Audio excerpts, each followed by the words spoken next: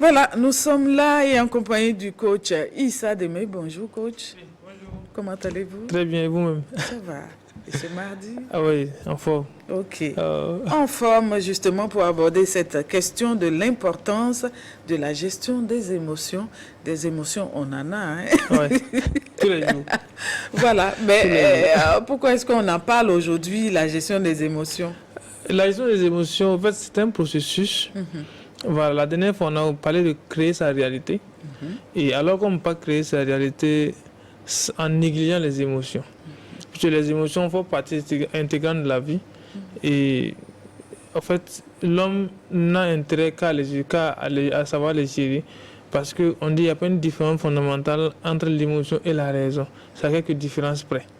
Donc sans émotion, comme je disais au fait Damasio, et l'être humain ne pourrait même pas faire 10 secondes sur Terre.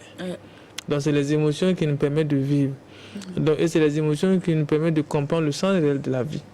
Donc, d'où l'importance de les gérer. Et si on arrive à gérer les émotions, on peut tout avoir. Voilà, on peut tout avoir en matière de santé, on peut tout avoir en matière de paix, on peut tout avoir en matière de richesse, on peut tout avoir également en matière également de grandeur. Donc, raison pour laquelle on a décidé, après avoir compris comment créer sa réalité, alors, il faut maintenant aborder les éléments qui permettent maintenant à l'homme de pouvoir mieux créer sa réalité. Et l'un des éléments fondamentaux, c'est les émotions. C'est pourquoi on dit que les émotions ne sont ni mauvaises ni bonnes. Il faut savoir tout simplement les gérer parce que les émotions sont le reflet de notre monde intérieur et également définissent les relations que nous entretenons avec les autres, c'est-à-dire notre monde extérieur. C'est-à-dire que les émotions non seulement définissent, sont en lien, ce que nous ressentons à l'intérieur de nous, mais aussi ce que nous ressentons à l'intérieur de nous est à la base aussi de ce que nous montrons au fait à la face du monde. Est-ce que vous voyez? Donc, tout l'important de savoir les gérer. D'accord. Oui, ça va les gérer, oui, mais quelqu'un me demande, mais c'est quoi même l'émotion là? C'est quoi exactement? Est-ce que vous pouvez donner des exemples? Il y a comment on appelle, il y a des définitions techniques de l'émotion, mais il y a une définition aussi simple. Voilà. L'émotion, c'est un état d'être. Est-ce que vous voyez? L'émotion, c'est un état d'être. Je vous explique comment les émotions sont nées pour que vous puissiez comprendre. Lorsque j'ai une pensée, en neurosciences, lorsque j'ai une pensée, la pensée va activer ce qu'on appelle des neurotransmetteurs. Les neurotransmetteurs vont activer ce qu'on appelle les neuropeptides. Et les neuropeptides, au fait, vont venir. Les neuropeptides sont le lien entre le cerveau et le corps. Et ils vont transporter le message. Et le message va venir maintenant activer la cellule concernée qui va sécréter ce qu'on appelle des hormones. Et les hormones maintenant vont créer ce qu'on appelle une émotion. Voilà, une émotion, c'est comment je me sens. Voilà. Ça déclenche donc à ce qu'on appelle les émotions de base, à ce qu'on appelle au fait les émotions. Voilà. Bon, il y a les émotions de base qui sont naturelles, telles que la peur, le dégoût, et tout ce qui s'ensuit, la surprise, et tout ça, toutes sont les émotions de base. Maintenant, lorsque les émotions s'additionnent, lorsque plusieurs émotions s'additionnent, c'est ça maintenant qu'on appelle sentiment. Un sentiment n'est rien d'autre que la somme de plusieurs émotions. Alors, une émotion, c'est juste un état d'être. Comment je ressens les choses. Alors, maintenant, ça deviendra un sentiment lorsque ça devient plusieurs émotions. Alors, la jalousie, c'est simplement au fait, c'est une émotion, ça c'est un sentiment. Je me sens jaloux. Mais c'est quoi? C'est la peur et la colère mélangées. Qui va donner au fait la peur de perdre la personne et ça entraîne ce qu'on appelle une colère. Et lorsque la peur et la colère se rencontrent, ça crée ce qu'on appelle la jalousie. C'est pourquoi un homme jaloux peut être amusé de tout faire. Parce qu'il a peur de perdre l'élément. Il est en colère. Et la peur va entraîner peut-être la colère. Et les deux mélangés maintenant donnent un sentiment de jalousie. Voilà. Donc voici de façon ramassée ce que c'est que l'émotion. L'émotion, c'est comment un être humain peut se sentir. Voilà. Mais dans une définition technique, on va dire que c'est un truc psychologique lié à la sécrétion d'hormones. Bon. Tout ça, c'est trop long. On a eu la définition simple. Voilà, avec des explications en même temps. D'accord. Alors, comment justement gérer au mieux justement les émotions. Ok, il y a Daniel Goleman qui a travaillé sur la question de l'intelligence émotionnelle. Voilà, ceux qui peuvent aller chercher le livre. Alors, le livre est intitulé L'intelligence émotionnelle. C'est un très beau livre. que tout cadre, tout manager, en tout cas toute personne en toi qui veut mieux comprendre les émotions peut chercher à lire. Alors, à l'intérieur, il a défini beaucoup de choses. Mais en résumé, il a proposé 5 étapes pour pouvoir gérer l'émotion. Il y a plusieurs manières de le gérer, mais lui, il a su résumer cela en appelant ça l'intelligence émotionnelle. Les émotions sont là. Comme on ne peut pas lutter contre les émotions, comme on ne peut pas au fait, nous empêcher d'avoir des émotions, parce que les émotions font partie intégrante de la vie, la seule chose qu'on peut faire, c'est de les gérer de façon intelligente. D'où la question de l'intelligence émotionnelle que nous avons abordée un jour au fait, sur ce plateau. Mais aujourd'hui, on va revenir avec les 5 étapes. La première étape, au fait, c'est quoi? C'est tout simplement la connaissance de soi. Vous ne pouvez pas gérer vos émotions tant que vous ne vous connaissez pas. La connaissance de soi renvoie à faire quoi? À être en mesure de détecter les émotions que je ressens, les émotions. Puisque chacun de nous, en fonction de sa personnalité, a des émotions courantes. D'autres personnes sont impulsives, c'est-à-dire s'énervent très vite. Alors, d'autres personnes également ont le sang-froid. D'autres personnes, à chaque fois, ils sont dans la joie permanente. D'autres également sont en train de craindre. D'autres sont dans la procrastination. D'autres sont dans ce qu'on appelle la culpabilité. C'est la culpabilité. Tout ça sont des émotions. Donc, quelle est l'émotion que je ressens? C'est pourquoi on disait que Nelson Mandela disait que qui je suis fait toute la différence. Si vous arrivez à connaître qui vous êtes, quelles sont les émotions que je ressens régulièrement et quel est l'élément déclencheur de ces émotions, vous allez faire un grand pas dans la gestion des émotions. Donc d'abord, se comprendre, la connaissance de soi. Et c'est le travail le plus difficile que les gens ne font pas. Très important. C'est-à-dire savoir être en mesure de dire à telle personne, je suis comme ça.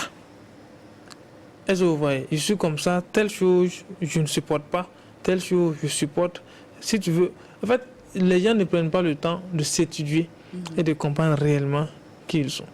Et si vous arrivez à vous étudier, à savoir qui vous êtes, alors vous allez pouvoir établir ce qu'on appelle des relations saines. Parce que vous saviez que telle personne est en train de faire telle chose, si la personne continue, ça va me mettre dans un autre état, ça va déclencher une émotion. Par conséquent, je commence alors à mettre des barrières pour que je ne sois pas dans les états.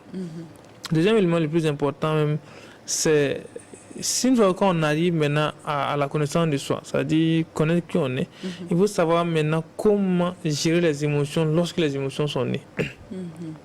Je sais que je suis colérique et voici comment ma colère se manifeste. Donc si je sais que telle situation va me mettre en colère, il faut que je puisse gérer ma colère. Donc quand je suis en train de changer avec quelqu'un et que je vois que la tension commence à monter. Voilà. Parce que souvent, les gens sont collés parce que le cœur pompe rapidement, le sang descend et tout ce qui s'ensuit. Donc, lorsque je sens que mon corps est en train de réagir, qu'est-ce que je fais? Soit j'arrête la conversation, ou je me lève, je m'en vais. Quand je vais me calmer, je viens alors pour qu'on continue les échanges. Parce que lorsqu'on commence à échanger beaucoup et qu'on ne se comprend pas, une personne se met en colère. Quand il se met en colère, il commence à vociférer et ça devient alors un conflit. Donc, c'est pourquoi on dit, lorsqu'on arrive à se connaître, alors maintenant, la question qu'on doit se poser, oui, telle émotion, moi je sais que je suis colérique, oui, je sais que j'ai régulièrement peur. Que dois-je faire pour pouvoir supprimer? Il y a des gens qui sont régulièrement stressés au boulot. Moins de dossiers, c'est-à-dire on les envoie 2-3 dossiers en même temps, vous allez créer le chaos. Ça veut dire que la personne ne s'en sort plus encore. Est-ce que vous voyez? Donc si je sais que je n'arrive pas à travailler sous pression, qu'est-ce que je dois faire? C'est une organisation. Je dois pouvoir m'organiser pour pouvoir gérer ces émotions-là. Donc, ça veut dire que je dois être le plus ordonné du service pour que je ne sois pas régulièrement stressé. Parce que le stress, ça va juste mon rendement. Donc, deuxième élément, c'est de savoir vraiment gérer. Troisième élément, c'est la motivation. La motivation renvoie à quoi? Il faut savoir utiliser ces émotions. Les émotions sont à la fois positives et négatives. Alors, quelle émotion soit positive ou négative, vous devez être en mesure de pouvoir utiliser ces émotions-là pour vous motiver. Je sais que je suis colérique, je me mets tout le temps en colère. Et la colère, quand je me mets, la colère a quelque chose d'important que les gens n'ont jamais compris. C'est que la colère vous donne une force terrible de faire ce que les autres ne peuvent pas faire. Est-ce que vous voyez? La colère vous met dans un état où ce que les gens pensent que c'est impossible, vous pouvez faire cela. Mais vous pouvez faire ça en bien comme en mal. C'est pourquoi? C'est dans les états de colère que les gens font les dégâts irréparables. Mais pourquoi qu'est-ce qui vous amène à faire des dégâts irréparables? Parce que vous avez de l'énergie en vous. Mais pourquoi pas utiliser cette énergie-là pour l'orienter vers du bien? C'est ça. Je suis en colère, alors j'oriente la colère vers ma productivité. J'augmente ma productivité. Je suis en colère, si je suis écrivain. Dès lors qu'on me frustre, alors je commence à écrire. Parce que j'ai une énergie qui va me permettre d'écrire au-delà. Là, les idées même vont venir. Les idées vont venir au-delà de ma capacité normale. Au lieu de vouloir prendre la colère là, pour commencer à crier sur les gens, non, je me replie à quelque part et je commence au fait à rédiger.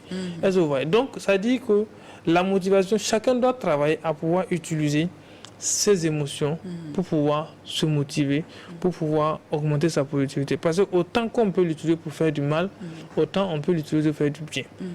Maintenant, si on rentre dans le sens de la motivation, ça devient aussi quelque chose d'intéressant. Donc, à chaque fois, vous allez voir, c'est pourquoi je disais la dernière fois aux gens que les meilleures productions que vous allez faire, c'est quand vous êtes en état de frustration.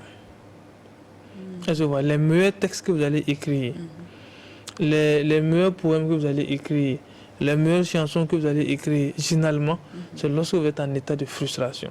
Donc, pour laquelle vous allez voir que les chanteurs, souvent, quand d'autres arrivent à faire deux albums, mais après, ils n'arrivent plus encore à reproduire encore. Parce que les premiers albums, c'était quand ils étaient dans les moments de galère. Ça mentait vraiment. Ça mentait. Donc l'inspiration était au top. Ah ouais. Est-ce que vous voyez? Alors, et vous allez voir que la plupart des gens commencent par l'amour. Parce que dans ce moment de galère, il est tombé amoureux d'une fille qui l'a tellement frustré. Il l'a abandonné. Donc, quand il va écrire la chanson avec de l'énergie. Et cette chanson prend. Mais une fois que la frustration disparaît et que le gars ne parle pas chez une autre frustration, le blé a commencé à rentrer là, il est à l'aise là, il n'y a plus d'inspiration. Est-ce que vous voyez un peu? Donc, mais ce n'est pas seulement dans la musique, dans l'art. Alors, si vous croyez les grands artisans, ils vont vous dire qu'ils ont fait des œuvres, les meilleures œuvres parce qu'ils étaient dans un état de frustration. Donc, chacun de nous peut utiliser au fait cette capacité-là, les émotions pour pouvoir se motiver et arriver à des résultats extraordinaires que personne ne pourra peut-être atteindre. Troisième élément le plus important, c'est l'empathie. L'empathie, c'est de se dire que si moi j'ai des émotions, c'est que les autres aussi ont des émotions. Voilà. Donc autant que j'aimerais que les autres me comprennent, je dois être à mesure aussi de comprendre les autres. Autant que je peux me mettre en colère, je dois accepter que l'autre aussi est à mesure aussi de se mettre en colère. Et quand ça va arriver, que je puisse comprendre que c'est une émotion qui est née et que la personne aussi a le même droit de pouvoir exprimer également ses émotions. Donc l'empathie, c'est d'être à mesure de comprendre la douleur de l'autre et de vivre, comme le disait l'autre. C'est-à-dire qu'il faut être à mesure de sentir ce que les autres ressentent. La douleur, là, vous devez partager la douleur de l'autre. Donc, mais tant que vous n'allez pas pouvoir faire cela, vous n'allez pas pouvoir aussi, vous ne gérez pas bien vos émotions parce qu'à chaque fois, vous allez vouloir que ce soit les autres qui vous comprennent et vous n'allez pas pouvoir comprendre les autres. Alors, c'est pas possible. En tant qu'humain, voilà, autant en tant qu'humain, la personne aussi a des émotions, la personne est à mesure d'exprimer ses émotions. Il y a des gens qui sont forts dans ça. C'est-à-dire, eux, ils sont là assis. C'est eux qui sont. C'est comme si c'est eux qui avaient le droit de faire des erreurs. Et les autres ont le droit de comprendre. Ont l'obligation de comprendre. C'est-à-dire leurs erreurs et d'accepter. Maintenant, une fois que tu ripostes, la personne se dit pourquoi toi tu as riposté, pourquoi tu as réagi. Non, ce n'est pas le cas. C'est-à-dire qu'autant que ta frustration peut entraîner une autre frustration. Parce que toi, tu as réagi dans une frustration. Mais l'autre aussi a le droit aussi de réagir pour se défendre. Donc, c'est pourquoi on dit si chacun de nous arrivait à comprendre que l'autre est dans cet état parce qu'il y a une émotion. Alors moi je me calme parce que l'émotion n'est pas statique. L'émotion passe. Et généralement quand une émotion naît, il faut gérer l'émotion. Si vous ne gérez pas l'émotion, ça devient un marqueur somatique, un bouton émotionnel.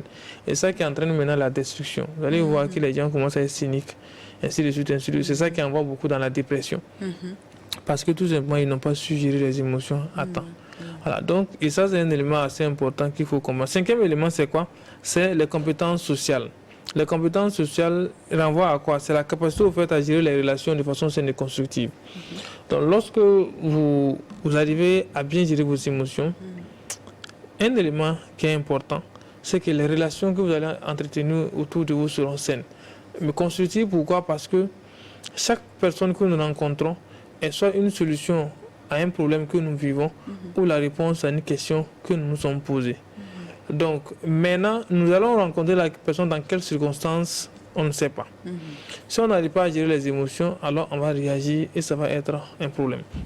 Je me rappelle au fait qu'il y a un monsieur, ce jour-là, on sent qu'il avait un problème. Voilà, qui m'appelle au téléphone et qui commence à dire que vous avez déposé un dossier. Voilà. Il dit oui, on a déposé un dossier. Que c'est pourquoi? Bon, on a déposé un dossier. On dépose beaucoup de dossiers. Je me demande quand on a déposé un dossier, c'est pourquoi? Je lui ai dit, bon, c'est quelle structure? Il réagit en même temps que moi, je ne sais pas quelle est la structure, puis je réponds oui. Il dit, aïe. Mais j'ai déposé des dossiers, c'est pour ça que je réponds. C'est ce que moi, il a dit. Il dit, j'ai déposé plusieurs dossiers, dont je ne sais pas c'est quelle structure qui m'appelle. Il dit non, qu'il fallait commencer par ça. Tu ne sais pas c'est la structure qui s'appelle, tu commences à répondre que tu as déposé des dossiers. Mais lui-même, il devait commencer par ça. C'est telle structure. Telle structure. Voilà. Et je l'ai dit alors, il dit, mais ça c'est quelle manière de s'adresser aux gens au téléphone? La bagarre a commencé comme ça. Il dit, est-ce que moi je le connais pour lui demander ça, c'est quelle manière de m'adresser au téléphone? Il dit, mais je ne sais pas comment. Toi, tu m'as appelé, je t'entendais même pas bien. 2 également, je ne sais pas. Il dit, on a déposé beaucoup de dossiers. Donc, je ne sais pas réellement c'est quelle structure qui appelle. Il faut que j'appelle pour savoir c'est quelle structure avant de pouvoir répondre. Alors, il dit, non, qu'il fallait que moi, il demande d'abord c'était quelle structure. Il dit, il dit, dans ce cas, il dit, je m'excuse. Qu'il fallait que je commence par là. La personne a commencé à tempêter au téléphone. Il dit, chef, si vous avez un autre problème là, il ne faut pas mettre ça sur moi. Et il dit que non, le dossier, lui, ne va plus traiter le dossier, il va déclasser le dossier. Il dit, bon, libre à vous. Si vous estimez que vous ne voulez pas traiter le dossier, vous laissez. Voilà. Donc, mais j'ai compris en réalité que la personne, en fait, était dans un problème. Voilà. Il cherchait juste à déverser sa colère sur une personne. Dans ce genre de situation, il s'est tombé. C'est des cas qu'on trouve. Oui, c'est régulier, surtout dans l'administration. Voilà. Et la personne a fait un travail, on est venu peut-être le recadrer. Voilà. Toi, en tout cas, par malheur, je te rends là-bas. En tout cas, tu es la première personne à rentrer. Voilà. C'est sur toi qui va remettre ça. Il va tout remettre, alors que ce n'est même pas... Tu ne sais même pas ce qui s'est passé. Et il y a d'autres comme ça qui vont réagir et après venir s'excuser. On lui dit maintenant, en réalité, c'est comme si une fois, j'ai accompagné quelqu'un pour aller payer une moto. On arrive, on voit au fait le commercial. On négocie et on lui demande de baisser le prix. Il dit, lui, sa limite c'est là, mais on a la chance que le boss est là. Allez voir le boss. On rentre, on voit le boss, on lui dit bonjour, il ne répond pas. Il dépasse, l'assistant lui dit que les jeunes là sont venus, ils voulaient une moto, mais ils demandent à ce qu'on diminue le prix. Il dit à mon rebat tout le qu'il point. Et il nous a dépassé. Ce jour-là, je n'ai pas supporté. Et après, quand on appelle la moto, il vient maintenant pour dire que tu veux une petite étale ni la fille. Il dit, moi, je ne vais pas répondre à cette bénédiction. Déjà, l'accueil n'était pas ça. Il dit, l'accueil n'était pas ça. Il dit, mais ça, ce sont des foutaises. Il dit, est-ce que toi, tu nous connais? Il dit, si tu savais qui aussi on est là, tu n'allais pas nous traiter comme ça. Voilà. Il dit, si les gens viennent chez vous, c'est comme les boutiques, nous, on a dépassé. Et là, il me dit, que chef, tu m'as nous souri. Il dit, voilà. À la maison, elle était déjà sur les nerfs. Donc, là, que lui-même, il ne sait même pas à quel moment il nous a répondu même. Donc, en réalité, là, que c'est chaud. Donc, de l'excuser vraiment. Parce qu'entre nous jeunes là, lui, il a quel intérêt à nous parler comme ça. Mais qu'à la maison, quand lui s'est levé, que ça n'allait pas. Donc, c'est pourquoi lui, il est venu en colère ici. C'est pourquoi il a réagi. Bon, en même temps, c'est de la compassion que moi, j'ai commencé à ressentir. Voilà. Là, on n'est même plus en colère. Non, on est en colère. Parce qu'il sentait que on sait que lui-même, il a vécu des choses, en fait. Son argent, le milliardaire qui vient de dire qu'à la maison, ça ne va pas. Ça va pas. Bon. Comment ça comprend qu'en réalité, là, c'est chaud. Donc, on compatit à la douleur et on a échangé les contacts. Donc, ça dit quoi? Qu'en fonction de la gestion, c'est pourquoi on dit compétence sociale. Il faut savoir utiliser les émotions pour construire des relations saines et constructives parce que ça devient une relation. Mais ces derniers-là, on est en relation désormais et la vie continue. Voilà. Donc, on aurait dû aussi réagir par colère, lui parler. Et puis, voilà, c'était des dégâts, on a compris, ça n'allait pas s'arranger. Mais à force, comme on a donné l'opportunité de s'exprimer, il dit vraiment là, vous m'excusez, c'est passé à la maison, je suis sorti du mauvais pied. Et beaucoup de gens sortent comme ça aussi. Comme ça. Voilà. Merci, coach. Merci pour cette thématique développée. L'importance de la gestion des émotions. Vous avez vu des exemples, en tout cas, qui ont été pris. Donc, on doit travailler à gérer nos émotions pour éviter justement voilà, que ça se répercute sur les autres. Sur les autres. Merci à vous, coach Issa Démé. Et puis, merci à vous, chers